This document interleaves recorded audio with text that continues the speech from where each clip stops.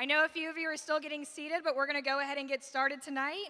My name is Elizabeth Adkins, and I am your student body president for the 2017-2018 school year. I'd like to officially welcome you to Carolina and to Convocation. To get us started tonight, please direct your attention and welcome one of our student a cappella groups to the floor, the Accordants.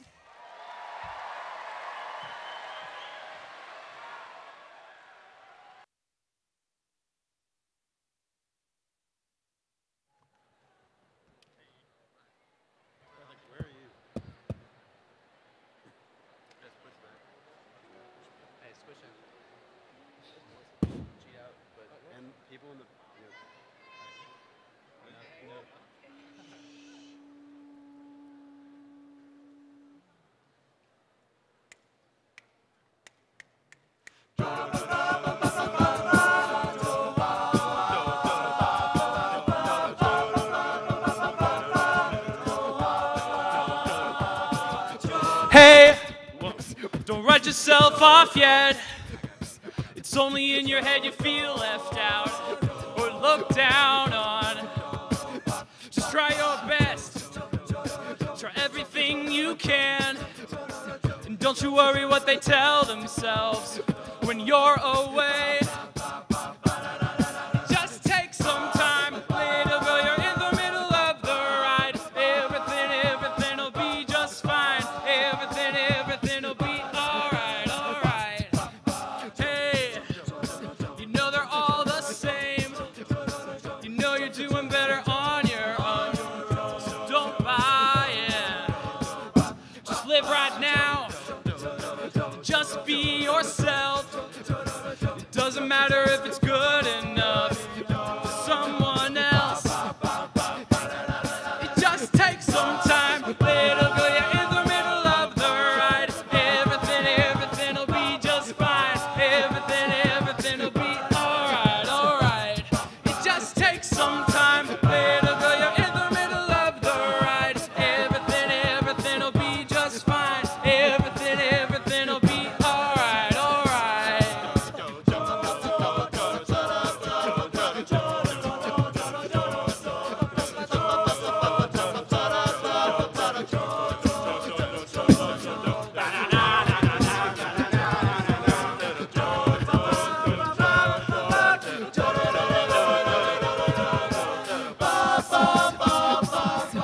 Hey, don't write yourself off yet.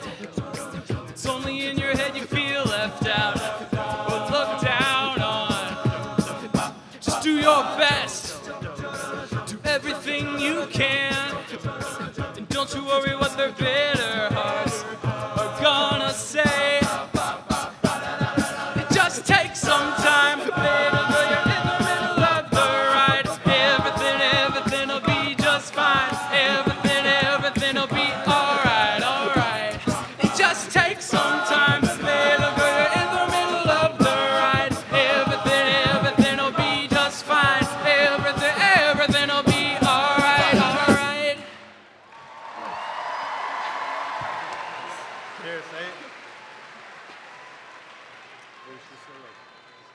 Hey everyone, so as Elizabeth said, we are the UNC Accordants, and in honor of our keynote speaker tonight, we will be singing a song by Mipso called Carolina Calling. Thank you. Hey, squeeze in. Hey, squeeze in.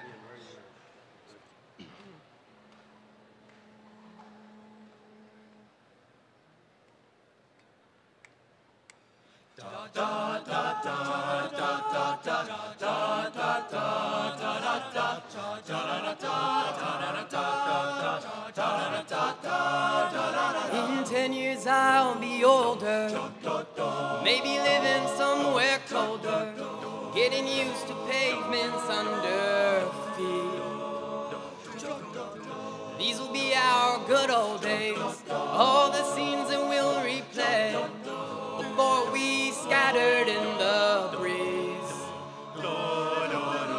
They say you can't go home again. I hear a quiet voice begin. Must be Carolina calling me. Must be Carolina in these things that follow me. Must be Carolina. Find yourself the way we ought to be. Must be Carolina calling me. Da da da da da da da da da da.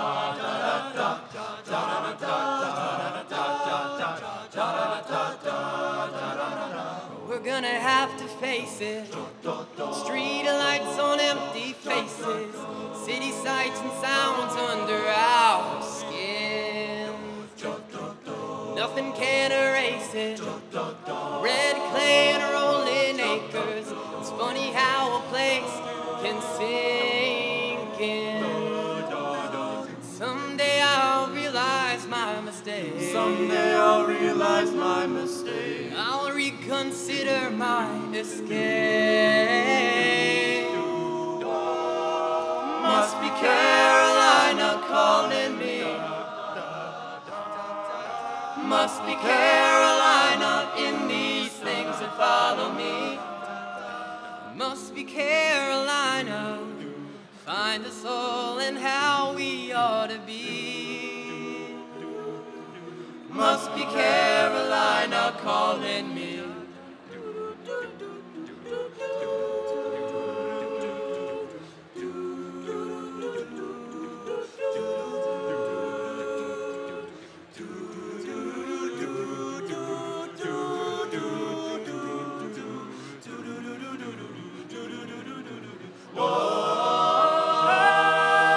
Must be Carolina calling me. Must be Carolina in these things that follow me. Must be Carolina finding us and how we ought to be. Yeah, must be Carolina calling me. Must be Carolina in these things that follow me. Must be Carolina finding us how we ought to be. Must be Carolina calling me. Da da da da da da da da da da da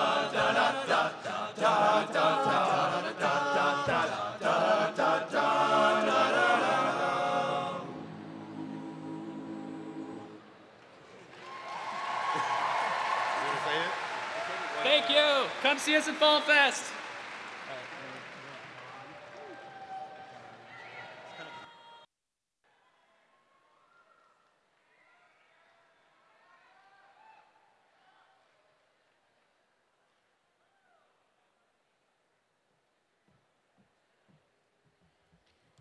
Let's give the accordants one more round of applause.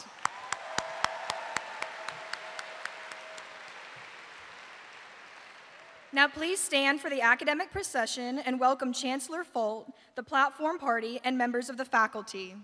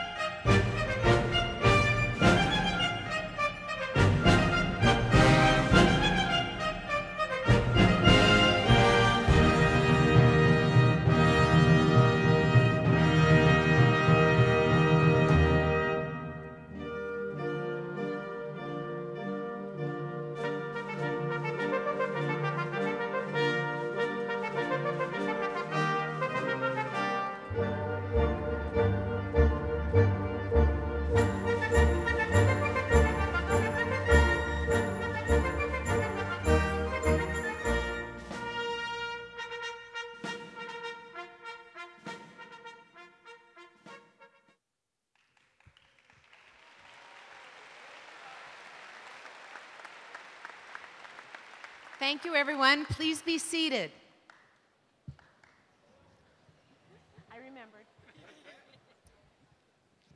They're laughing because I forgot to tell people be seated before, and it took a while before they got to sit down.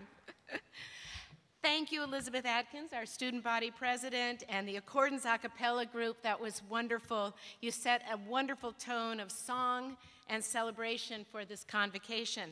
So it's now my turn to say, welcome, new Tar Heels, class of 2021.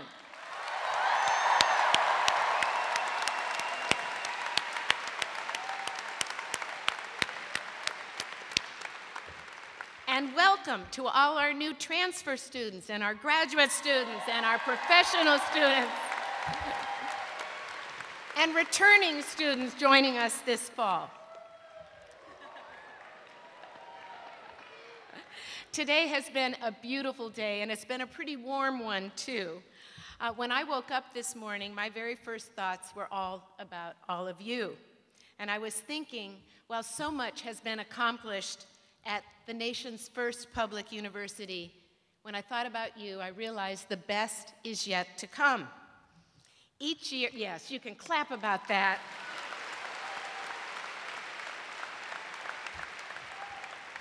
Each year, we celebrate the amazing burst of energy that a new class brings to our community. And as I saw yesterday when I was visiting Morrison and Ehringhaus, your class is off to a great start. And I want to start by asking you to join me in thanking some people. To begin with, this campus looks absolutely beautiful. The facilities are sparkling clean because of our facility staff and our residential staff. And I want you to give a big round of applause for all of them.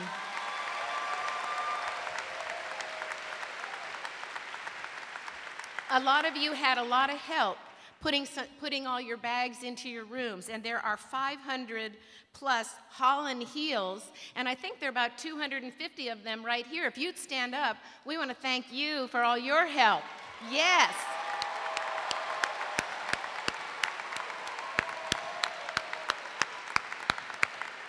Those Holland heels are first year and upper class students who come back early just to help you carry all that stuff into your rooms.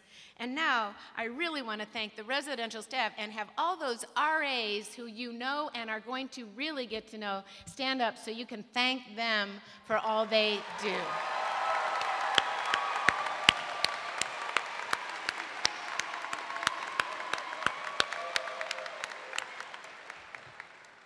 Very special group. As I meet with leaders outside of higher education, I'm often asked, what are your students like? What do they want to accomplish after graduation and with their lives? And today I'm going to pose a slightly different question to you. I'm going to say, what does the class of 2021 want to accomplish? And I want you to hold that thought for a moment. You might notice that I'm wearing a brace, this contraption on my leg. A few years ago, I took a very spectacular fall when I was skiing with my kids. And then again this summer, in a much less exciting way, I did my knee in again. Now, I really love climbing mountains. I'm not an expert in any way, but I try to get as high as I possibly can where I can get that incredible long view and I can celebrate the marvels of the natural world. So my goal is to get this knee fixed, and I want to get it back in shape so that I can climb Mount Kilimanjaro. Thank you.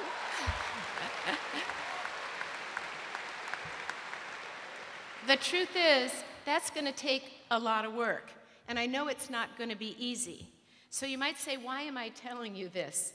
Well, I'm telling you this because right now I want every single one of you to take a few seconds, and I want you to think about something that you really want to do, something that you plan and want to accomplish that's going to be pretty hard.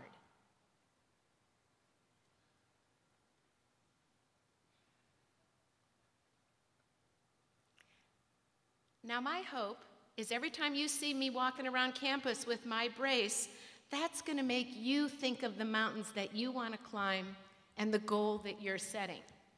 And it's my plan that in 4 years, when you graduate, I want to be able to tell you how it turned out for me. But even more importantly, I want you to be able to remember that very first goal, the one you made right now, and realize how much further than that you have climbed in these 4 years. So think about it. What mountains are you going to climb?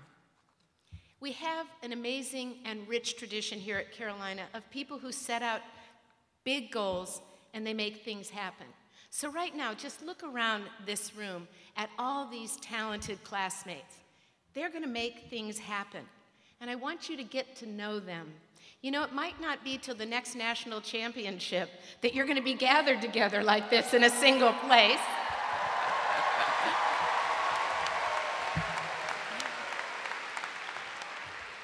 And it might be graduation, but during that time, a lot is going to happen. And much of it is going to be the way you are making lifelong friends with people in this room. These are the people who are going to support you on your climb. They're going to pick you up when you fall down. And together, over many years, you will celebrate a life of growth and friendship with them. Some of you are already budding entrepreneurs and innovators. Others of you are aspiring scientists and artists. Others of you are veterans, champion student athletes, and community activists. For example, one member of your class is nationally recognized for his work to combat gang violence in his community.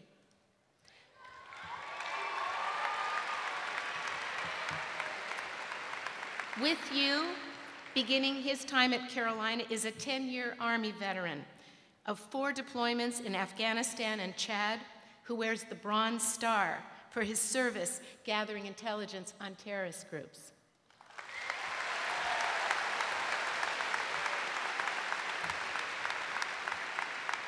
And one of you is an incredibly hardworking transfer student and a mother of 9. Now that's a pretty darn big accomplishment.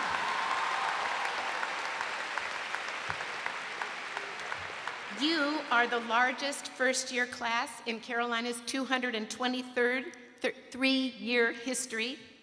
Almost 80% of you have ranked in the top 10% of your high schools. We can tell from the things you've said and written that you all share an appetite for hard work, a focus on your future, and a focus on making the world a better place for others.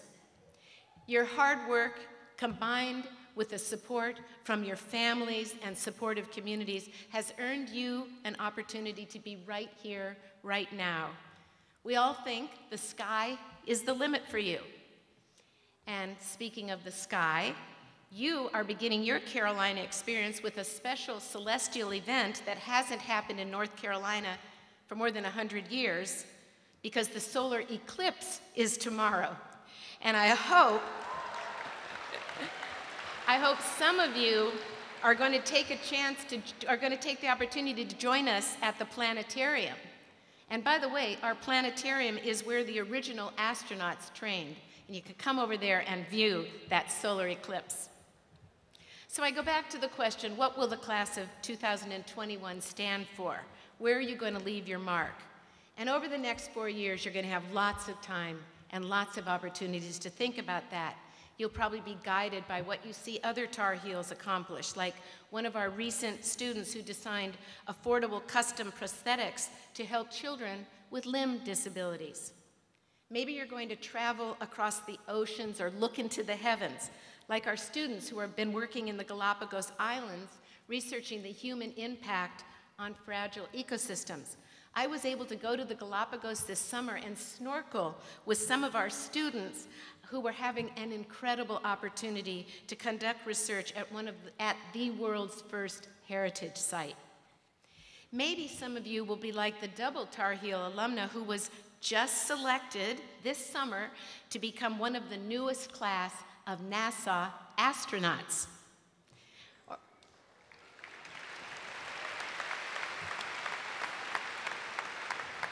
I also know that this is a pretty safe bet, that a number of you are going to launch startups and social ventures like the 475 startup companies that have been launched by other Tar Heels.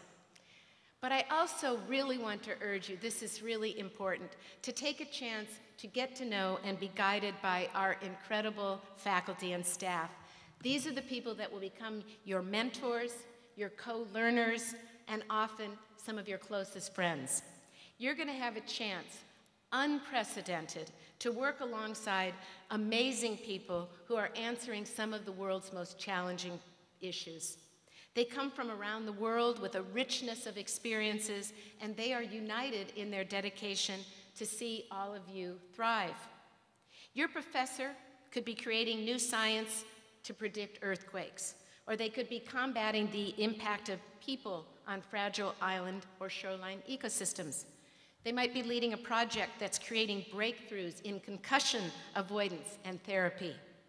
They are writers, performers, business leaders, policy experts, and you may even have a class with a Nobel laureate, such as Dr. Aziz Sanjar, who is also a beloved teacher here. Together, our faculty received close to $1 billion for their research in every field, from the sciences to the humanities. And here's the thing, they include undergraduates in their work. So if you remember just one thing I say today, it is to take the chance you are here at this special place to get to know your faculty. Find a way to work directly with them. They will go well beyond helping you chase your dreams to helping you capture your dreams, and it will make all the difference in your time here. So now I just want to turn to a more somber but vitally important subject. I know that you all watched with pain and heartbreak the tragic events that racked the University of Virginia and Charlottesville and other places in the country recently. Outbreaks of hate and violence rip the fabric of communities such as ours, because we celebrate and see our differences as our greatest strength. Here at Carolina, we thrive on inclusion and understanding, and we know that we can only grow through honest debate and quest for new knowledge. We are fundamental supporters of the nation's right for free speech, but it's not always easy to hear free speech, and we always have to work on that. But I have been so proud of the way I've seen our students listen and learn from each other, and when they do that, they say that really understanding perspectives that differ from their own is something that's very special and important to them. So my hope, my expectation is that all of you will be a part of making Carolina a positive community, and that each of you will share the responsibility to uphold these shared values. I know, and you'll see yourselves, that when we do this, we become an even stronger community, a very special community that we will all be proud to call our home.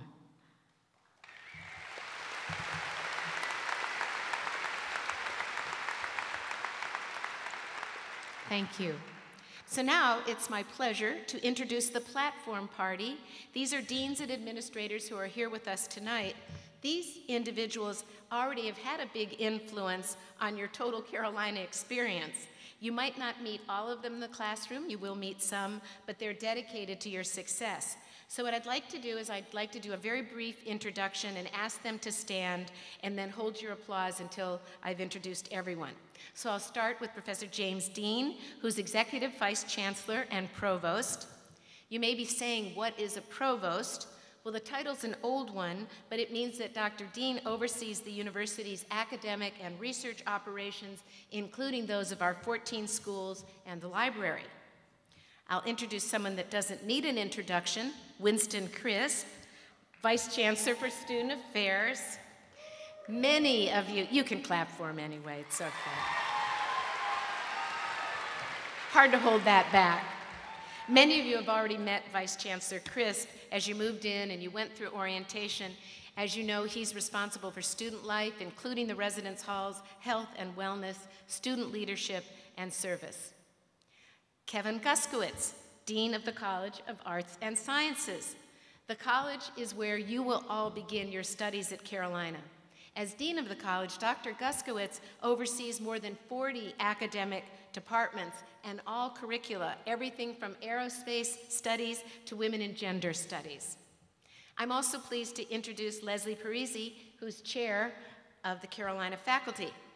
Dr. Parisi is a professor and chair of the biochemistry and biophysics department, as well as a professor in the pharmacology department. Just want to take a little aside. You all are going to have many different majors. Well, our faculty all wear many different hats, too. You've already heard from your student body president, Elizabeth Atkins, but you may not know that she is also a member of the university's Board of Trustees, where she represents very well, I will say, your interests. Elizabeth is from Fayetteville, North Carolina. Any others? And she's studying public relations in the School of Media and Journalism and political science in the College of Arts and Sciences. In the front row is Faculty Marshal Terry Rhodes, Professor of Music and Senior Associate Dean for Fine Arts and Humanities in the College of Arts and Sciences. Where do I see Terry? Oh, there she is, standing up over there. So may I have a big round of applause for these senior leaders.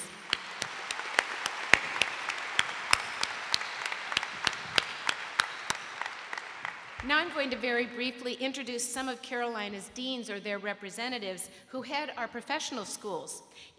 We do this because they love to welcome you and be a part of your introduction here, and it gives you a bit of a sense of Carolina's internationally and nationally ranked programs with this brief review. You'll also be taking classes in some of these schools. You may be working with faculty who work in these different schools. So again, I'll ask them to stand and read their names in the order in which the schools were founded, and then ask you to applaud at the end. So I'll begin with Jan Yap, who's the dean of the summer school. We established what was possibly the first residential summer school program in America in 1877. And by the way, this was also Carolina's first school to enroll women beginning in its first year of operation. I'd like to introduce Dr. Fuad Abdelhalik, the Dean of the School of Education, where many of you will study. For more than 130 years, this school has been preparing future leaders in all areas of educational practice and policy. I'd like to introduce Richard Blackburn, the Associate Dean for Undergraduate Business Programs in the Keenan-Flagler Business School. Established in 1919 as the Department of Commerce in our College of Arts, the school is internationally recognized for its many leading programs. Susan King, Dean, School of Media and Journalism. Now, in today's supercharged global communication and media environment, the school has demonstrated its leadership in teaching the latest communication processes and technologies. Gary Marcinini, Dean of the School of Information and Library Science. This is one of the top-ranked schools of library and information studies. And this, you probably don't know, it's the home of the Ibiblio project, which launched the first internet radio stream by rebroadcasting our student-run radio station, WXYC. Laura Lehnan, Senior Associate Dean for Academic and Student Affairs of the Gilling School of Public Health. Our Gilling School of Public Health is consistently ranked as one of the top 2 or 3 schools in the nation. For over 75 years, the school's work has improved public health and helped eliminate health inequities. Scott DeRossi, Dean of the School of Dentistry. This is the oldest dental school in North Carolina, and the school is known around the world as a premier institution of dental education and practice. Nena Paragallo Montano, Dean of the School of Nursing. Since the School of Nursing began in 1950 with 27 women were the start of that school, it has been known for its leadership in research and practice in its profession. And finally, will any other members of the Carolina faculty staff please rise and remain standing? So join me, students, in thanking all of these people for all that they do to help make all of you successful.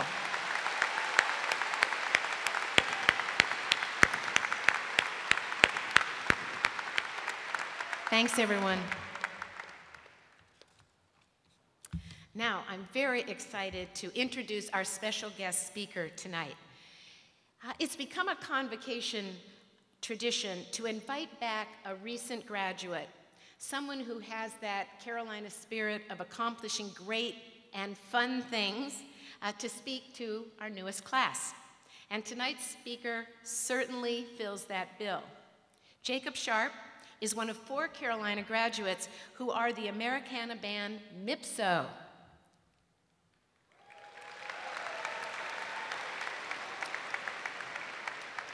Mipso is now touring the country, supporting the release of their 4th album, Coming Down the Mountain, which came out this spring. So we're hoping you'll all go download it. Now, we managed to steal Jacob away from a busy tour schedule for about 24 hours. He was actually performing last night in Colorado.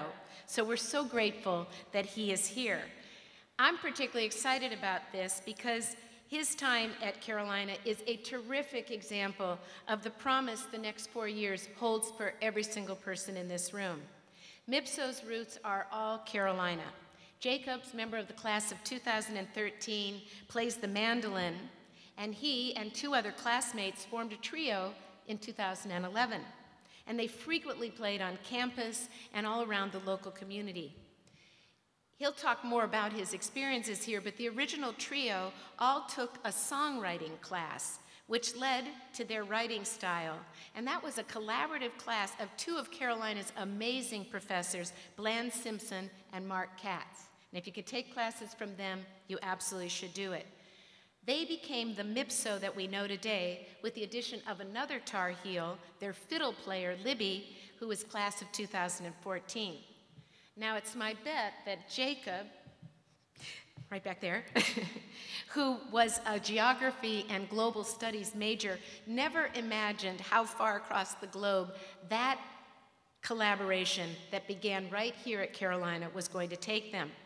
Their first international tour was forged through connections Jacob made doing a summer research project on a completely different topic. And this time, that was when the group spent a month overseas and headlined the world's 3rd oldest bluegrass festival. But this is going to surprise you. That festival isn't in a place that you might think of when you think of bluegrass. That festival was in Japan. Jacob and the band are all examples of dreaming big and doing the work to make it real. And as Jacob also says, they were also just a few friends hanging out and then playing a show. So before we welcome Jacob up to tell you his story and to inspire you, we're going to take a moment to show you a short video. My heart is torn, my soul that say hallelujah. I'm Jacob Sharp. I'm from Morganton, North Carolina. I'm really proud to be a Carolina graduate for what it means and represents for education and acceptance in our state especially, but country also. I've got half a mind to move uptown, tidy up and settle down, train my hands to understand the work we need. Our band is not too different from a lot of others in how it started. It was a couple friends who were hanging out and played a show and didn't sound good but had a great time. And we were just lucky that Carolina was a supportive enough place that we were encouraged to really do it more and learn more. Bands are crazy. It's a full democracy for people, and if you think living in a dorm room with somebody is tough, you should try living in vans and green rooms, dirty clubs and hotels. And I think for me at Carolina, one of the things I learned was how to identify the strengths in others and use them and empathize, and our Mipso family is pretty strong for that. We are so proudly from Chapel Hill, North Carolina. We call Mipso. Come see us again.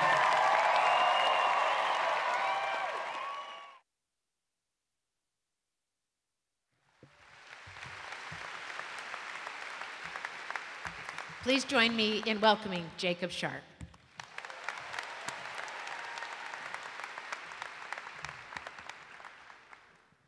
Well, hey, thanks, Chancellor Folt, for that introduction, and to the university for having me. You know, when I was a kid, I was obsessed with Vince Carter, and I knew I was going to play for the Heels, and I always imagined my highlight video just thought there'd be more basketballs than tiny mandolins. But I'm short. Well, welcome and congratulations to each of you. I know that you've all worked really hard to get to this day, and you should be proud. It's not lost on me how fortunate I am to have your attention for a few moments on the eve of your undergraduate education, a time that I imagine for many of you is your most wide open period of life yet. This place, the university, Chapel Hill, all the surrounding towns which you should explore, and most importantly, your peers, they're going to shape you in really cool ways that you probably don't expect. That was certainly the case for me. When I sat in your seat 9 years ago, I had it all figured out. I was going to study global studies, go into international diplomacy. It was going to be pretty cool. But since graduation, the only paychecks I've received have been from a band. In the last 4 years, Mipso's played 800 shows all over the world. We put out 4 albums, including one that rose to the top of the Billboard charts and played in the Macy's Thanksgiving Day Parade. It's a world away from what I was expecting, but it's been pretty good. I grew up in a small town a couple hours west of here, Morganton. You should go if you get the chance. It's all right. I love that place. It was a nice place to grow up, but I don't think I was that challenged. I was pretty adept at the standard high-achieving stuff. I could ace the tests people told me to ace and get that leadership position they said would get you into the school.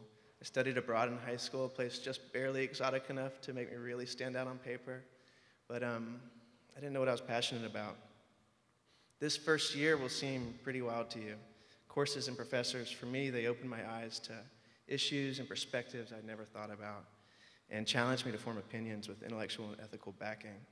Strike relationships early with these professors, these mentors, they're here for you. I slowly learned to trust myself more in the decisions I was making. I was really lucky that I fell into a close circle of friends who in almost every way were better than me.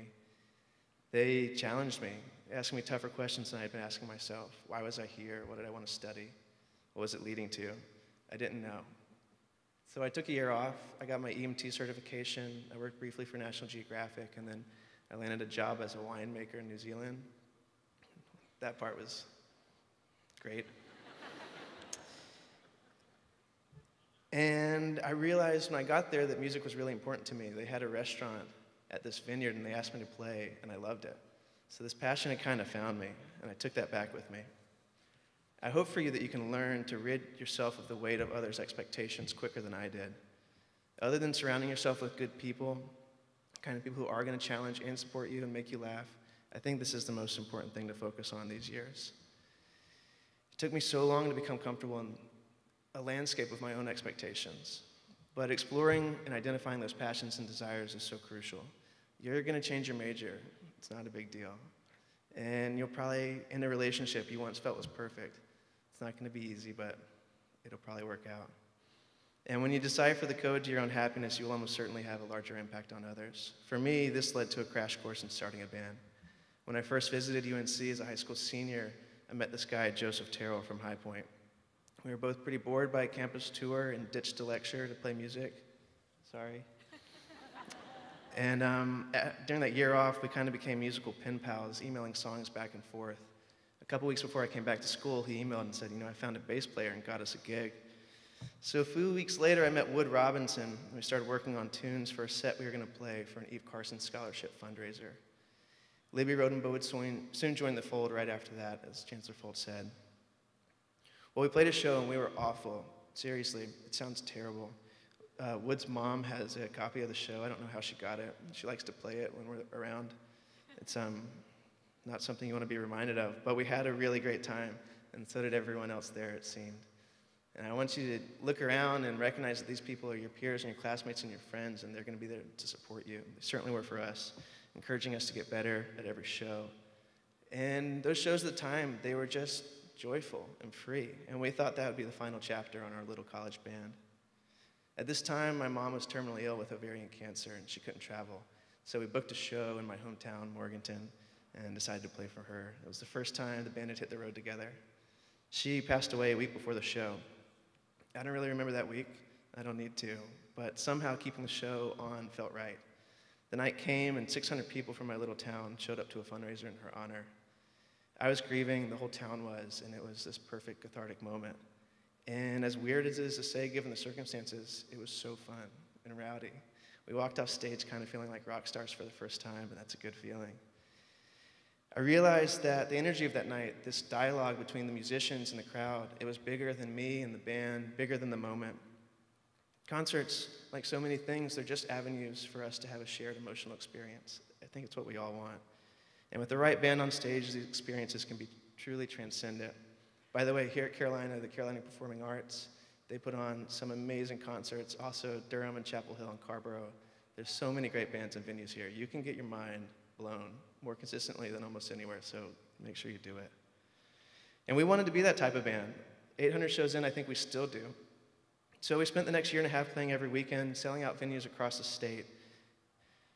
And as graduation approached, we turned away from the grad school options and more traditional career things we had in mind. Mipso was the best job offer we had, and the place where we thought we could have the biggest impact. After graduation, we moved into a little mill house in Carborough. We made an album in the summer heat, and then we took that tour for a month of Japan and China.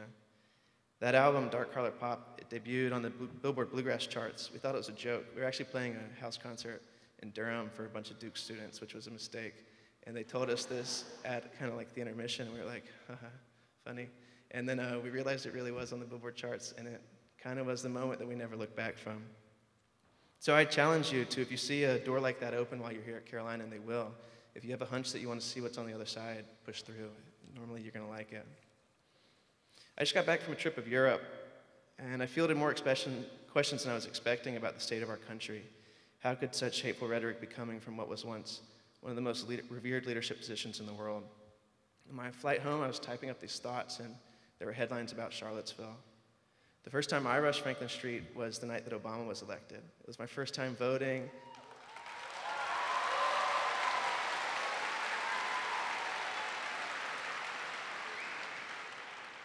I was so hopeful. It's more complicated now, but I still am, and I hope you are too. Since graduating, we've been nearly constantly on the road. Tour vans, hotel rooms, stages, they blend together as our most frequent scenery. We play in every type of town, every festival you can imagine, and everywhere we go, we lean on people that we don't know, people that are different from us. We need support, and we need guidance, and they give it to us.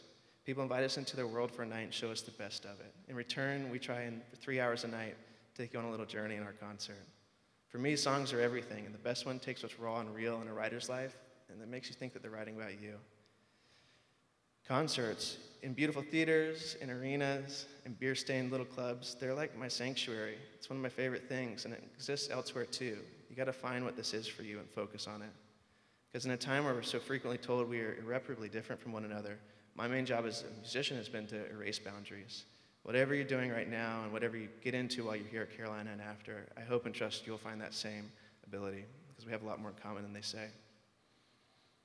You know, I should have told you when I started, I have no idea who spoke at my convocation. So if you forget me, that's quite all right. People like to say these will be the best years of your life. I don't know if I buy it.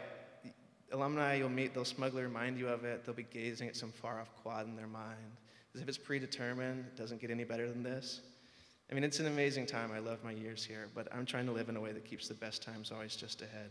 This jaded wanderlust, I don't want us to settle for it.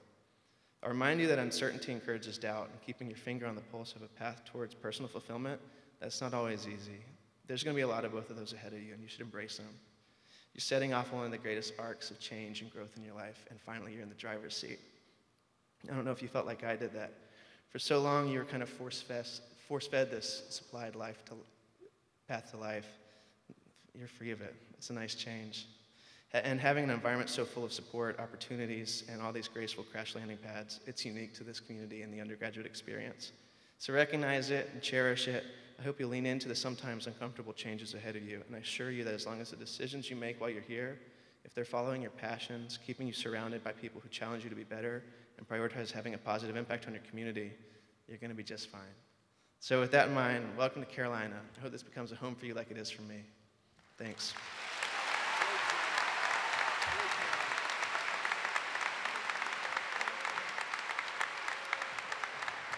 One more time, thank you to Jacob Sharp.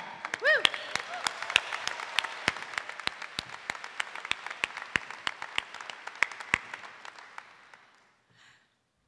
It's now my pleasure to introduce Doug Dibbert, the president of the General Alumni Association, to come to the podium. Doug is a member of the class of 1970, and he knows more about Carolina traditions than anyone else on campus. He represents the hundreds of thousands of alumni who are waiting to help you when you graduate. So please give him a warm welcome.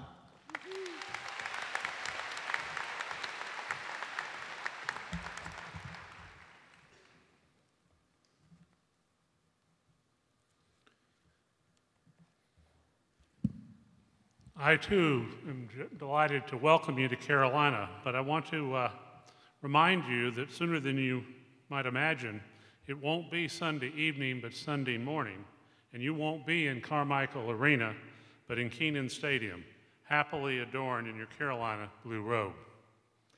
It is here in Chapel Hill where you will find a very special and nurturing community.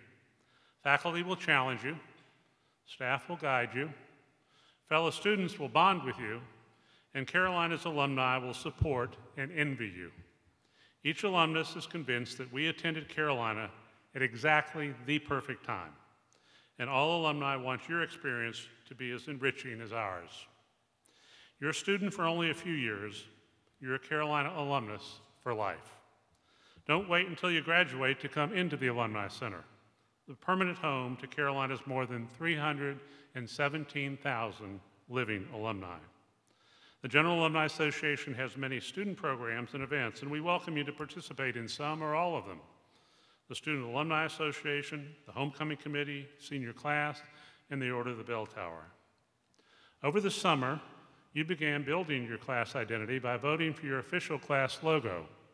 This logo will serve to unite and identify your class during your years at Carolina and for many years to come. The logos of the classes of 2018, 2019, and 2020 are on display in the Great Hall of the Student Union. It's now my pleasure to invite Senior Class President Carly Christopel and Senior Class Vice President Aaron Epps to unveil the Class of 2021 logo.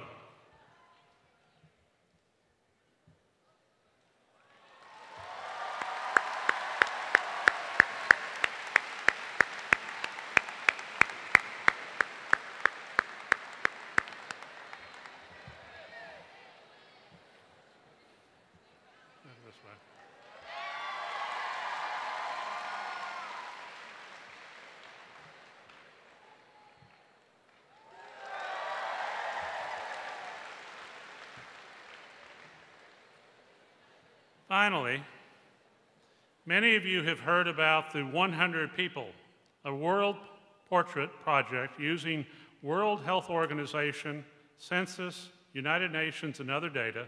The project reduced the world population statistics down to apply to just 100 people. The Business Insider updated the statistics in January to align with the current world population of 7.2 billion. Here's a snapshot.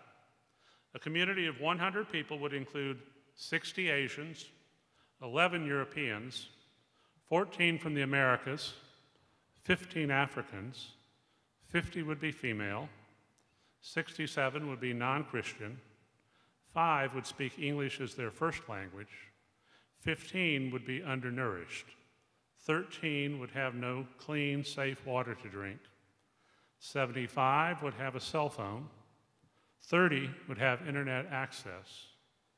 7, yes, only 7, would have a college degree. You are on your way to being among the 7% in the world with a college degree. Enjoy your journey, congratulations, and hark the sound.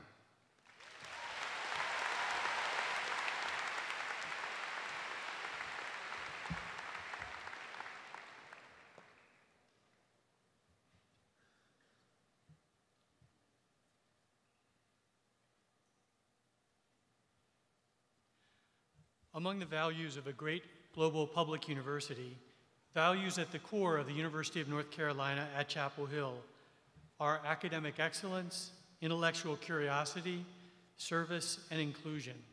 And all of our values are grounded in integrity and ethical behavior. Carolina is unwavering in its commitment to excellence in teaching, research, and service, and we promise to offer a superb education for all students. We also commit to address needs and challenges in our state and the world through the highest quality research and outreach. UNC-Chapel Hill encourages discovery, innovation, and entrepreneurship to find cures and solve pressing societal issues through interdisciplinary inquiry, collegiality across borders, broad partnerships, and public engagement. Accessibility and affordability have been core values throughout our history, and we're committed to helping current and prospective students to meet the cost of college. We also commit to providing a learning environment where every student, every one of you, is empowered to take ownership of your education, your choices, and your decisions in order to thrive, graduate, and grow into lifelong learners. As North Carolina's University of the People, with a tradition of service for the common good, we are committed to advancing the well-being of the state and indeed the entire world. And in so doing, we educate scholars and students about society's needs and prepare you, our students, for civic and global engagement and leadership. I can't emphasize this next point strongly enough. UNC-Chapel Hill embraces a campus culture where our values, beliefs, structures, strategies, and behaviors reflect diversity and inclusive excellence. We commit to being a welcoming community for people of all backgrounds and cultures to feel valued and to feel respected. The foundation, the very bedrock of our values is and must be integrity. Acting with integrity and honor in all things is an uncompromising expectation for every member of the UNC-Chapel Hill community. In joining this, the Carolina family, you're pledging to hold yourself and our entire institution to the highest standards of ethical behavior and to be accountable to one another, to our alumni and friends, and to the citizens of North Carolina. The pledge that you will take in just a few moments is the outward sign of an inward, individual commitment to integrity and ethical behavior that, when joined with the commitment to your fellow students and faculty, staff, and alumni, ensures that the University of North Carolina at Chapel Hill is a place where honor, integrity, and ethical behavior inform every word and every action. The failure of even one of us to uphold this commitment not only fails the individual, but fails the rest of us and fails our beloved Carolina. I believe that you are here because you want to be part of a place of honor and integrity. If you should find yourself confronted with an ethical dilemma at any time during your years here, seek out others whose ethics and integrity you respect. In addition to your fellow students, the staff and administration are here to support you, and please don't hesitate to reach out to them. Now, you received an envelope when you entered the arena today, and I'd like you to open that envelope now.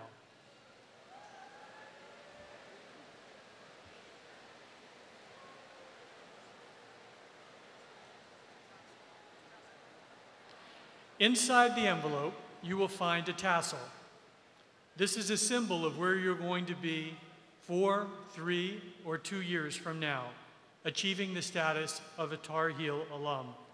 You will also find in the envelope Carolina traditions that you will come to know by heart. Finally, you'll find a small card with the Carolina Honor Code. For more than 100 years, Carolina students have maintained a system of self-government and self-discipline. This is fitting for someone who's going to make a difference in the world, and an important tradition that we expect and hope that each of you will carry on. Here now is Jacob Friedman, undergraduate student attorney general, to recite the honor code with you.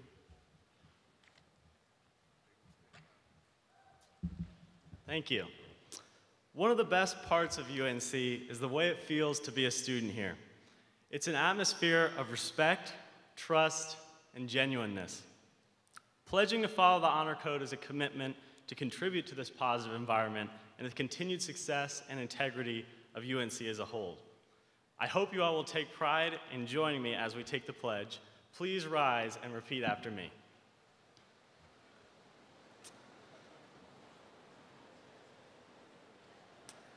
As a student of the University of North Carolina, I am on my honor not to lie, cheat, or steal, and to encourage others to uphold this Carolina tradition. Thank you so much.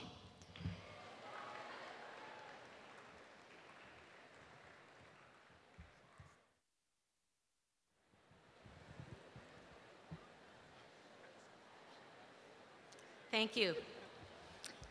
Okay, we're almost ready to close, and I just a few more things to say and some more people to thank. But today, class of 2021, you are joining a very special community. A couple years ago, Dean Guskowitz and I were at an amazing event with Stephen Hawking. And there were Nobel Prize winners at this dinner table, and one of them turned to Kevin and said, "How many graduates are there at the University of North Carolina?" And he said, "Over 300,000, and without a second of hesitation, he said, "That means 1 in 1,000 Americans is a UNC graduate."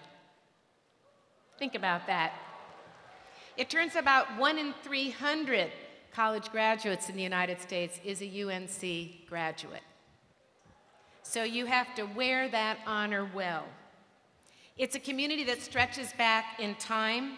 In 1795, this university became the first public university in America. A lot has changed since that time, including the nation's views about equality and opportunity, because most of us couldn't have even been here at that time. But the spirit that opened the doors of this university is the dual goals of Lux et Libertas, light and liberty. And that has steadily driven Carolina forward to create new opportunities for all citizens. For each person here tonight, hand in hand with opportunity goes an enormous sense of responsibility and gratitude. So I want to quote Ralph Waldo Emerson, who said, "Cultivate the habit of being grateful for every good thing that comes to you. And because all things have contributed to your advancement, you should include all things in your gratitude." We're grateful to the millions of North Carolinians, many of whom will never go to this university, and to our alumni from around the world who over the year have provided the support and the funding that creates this great public university and creates the opportunities that you're going to have the benefit of and cherish for the rest of their lives. And I am confident that you'll repay their belief in you with hard work and integrity. And along the way, you're going to answer that question, what does the class of 2021 stand for? Where will you leave your mark? Well, I'm going to say I and all the rest of us here cannot wait to find out that answer. So welcome to your new home.